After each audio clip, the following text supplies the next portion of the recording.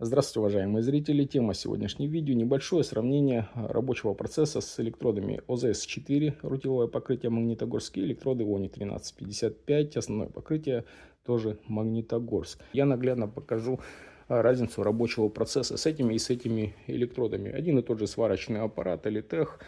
Надо мне приварить уголки 50 к швеллеру. Я эти уголки уже прихватил. Здесь буду варить рутилом, ну а там буду варить с помощью уоник. Просто со стороны посмотрите и сравните разницу самого рабочего процесса. Как я буду работать с рутилом и как я буду работать с электродами УОНИ 1355. Что касается моих знаний в сварке, то я далеко не начинающий. Итак, смотрим сначала рутил.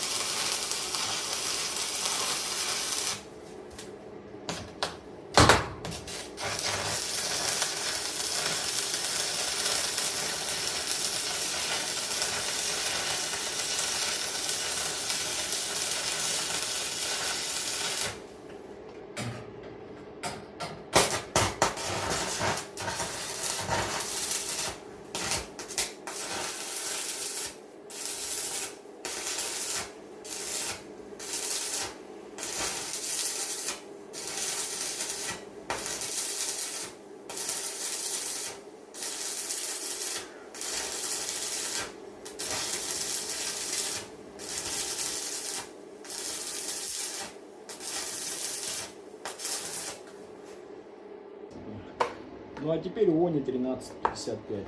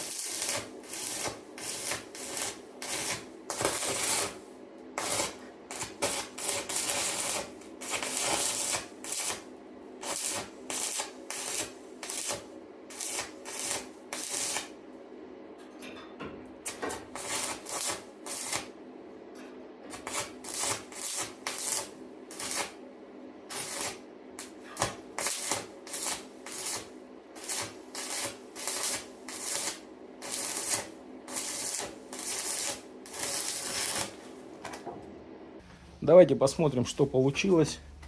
Итак, крутил.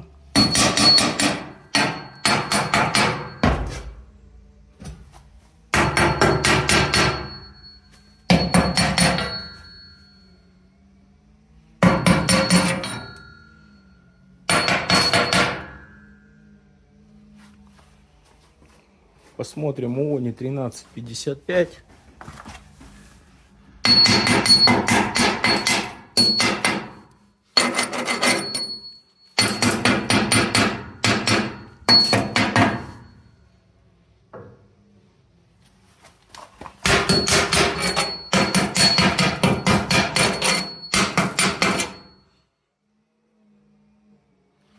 Давайте еще раз глянем рутил.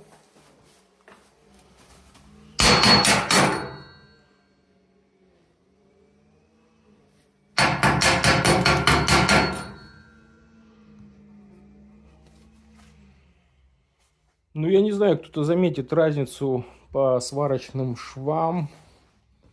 Лично для меня она какая-то не особо. Да, есть небольшая разница по цвету, по валику. Ну, что неплохо здесь, что неплохо здесь.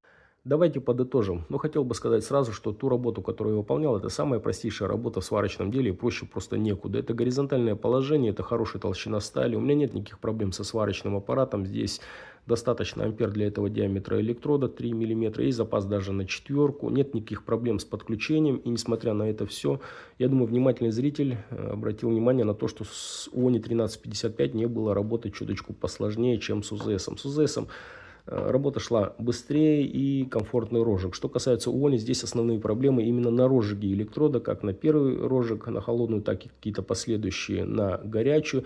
Здесь я чаще искал момент, как разжечь электрод. Да, часто подлипал, но ни разу не залип. И не залип бы, потому что эти электроды сжигаю ящиками. Но что касается любителей, то вот эти вот залипания, они и приведут к основным проблемам во время работы с этими электродами. Работал я на одних амперах, что здесь, около 110 реальных ампер, а не те, что на регуляторе. И это более высокие амперы для такого диаметра электрода, чем нужно, как правило. Работал я на таких амперах, потому что нужно было работать по краске. И несмотря на то, что более высокие амперы для этого диаметра, я все равно довольно-таки часто искал сварочную дугу. И это и есть определенная проблема с ООНями. ООНи, они рассчитаны на сварку без отрыва. При сварке с отрывом это еще больше проблем. Что касается рутила, здесь сварка с отрывом довольно-таки комфортная, и эти электроды прощают много ошибок. В большинстве случаев в бытовых условиях именно сварка с отрывом, и поэтому рутил будет предпочтительней. Тем более, что по качеству сварочных швов каких-то отличий, я думаю, навряд ли вы заметили. Ну да, есть небольшая разница по структуре, но если взять другой сварочный аппарат и использовать эти электроды, то, возможно, сварочный шов получится немножко другой. Но невозможно, он получится другой, потому что одинаковых аппаратов не бывает. И я уже говорил в каких-то своих роликах, что сварочные инвертора – это сомнительная постоянка. Есть трансформаторы переменка, есть сварочные инверторы, что-то между постоянкой и переменкой. Одни варят ближе к переменке, другие ближе к постоянке, то есть к выпрямителю. А есть сварочные выпрямители. Так вот, ООНи 1355 больше для выпрямителей. Там получится хорошие, качественные, красивые сварочные швы и та самая прочность заявлена. Получил ли я заявленную прочность максимальную, хваленную этими электродами? Да, конечно же, нет. Дело в том, что у меня там не было определенного зазора. Ну и к тому же работал я по краске. То есть уголок был зачищен, а швеллер был в краске. Именно поэтому работал на более высоких амперах, для того, чтобы пробивать дугой краску. Поэтому о качестве сварочных швов, что нормальный шов качественный получился этими электродами, что этими. Какой шов сгниет быстрее? Да, я думаю, в обоих случаях быстрее сгниет какая-нибудь околошовная зона, но никак не сам сварочный шов. Вообще этот сарай полностью сварен у меня УЗСом. Думаю, простоит лет 100 минимум. Но через 100 лет начнет гнить, сварю новый, да и все. Что касается выбора электродов. Конечно, ООНки это очень интересные электроды. Да, вы насмотритесь видеороликов, когда блогеры положат пластиночки, смотрите, лохи, как надо, как умеют, там отобьют все прям идеально, гладко. Но У них есть сварочные амперы, у них есть опыт, есть знания. А если вы наберете вот подобное барахло, то поверьте, вы вот эту работу просто устанете делать. У вас толком ничего не получится, даже ОЗС, не говоря об ООНе. Ту инфу, которую я хотел донести: не хватайтесь за электроды ОНИ 1355. Они довольно-таки сложны для начинающих сварщиков. Это я показал горизонтальное положение, простейшее. А что будет, если перейти на вертикал? Ну, это будет просто кошмар. Дело в том, что ОНИ 1355 не предназначены для сварки с отрывом. Конечно, можно поднимать сварочные швы без отрыва, настроить амперы. Я думаю, вы таких роликов насмотрелись. Берут уголок, внутри уголка зачем-то поднимают сварочный шов, ну, либо берут сталь толщиной миллиметров 12-16 и троечкой поднимает сварочный шов. Не знаю, зачем это нужно и кому. С ОНИ 1355 у вас такое в бытовых условиях практически не прокатит. Да вы просто устанете под каждый сварочный шов подбирать амперы, чтобы там без отрыва что-то поднимать. И поэтому, если собирать какие-то подобные конструкции, да вообще любые сварочные работы в бытовых условиях, это больше работа сваркой с отрывом. А сварка с отрывом — это как раз рутил. ОНИ 1355 это электроды для тех, кто освоил рутил. Но после того, как начинающий сварщик-любитель освоит рутил, ОНИ 1355 будут уже и нафиг не нужны. На этом все. Канал может пригодиться. Всем удачи.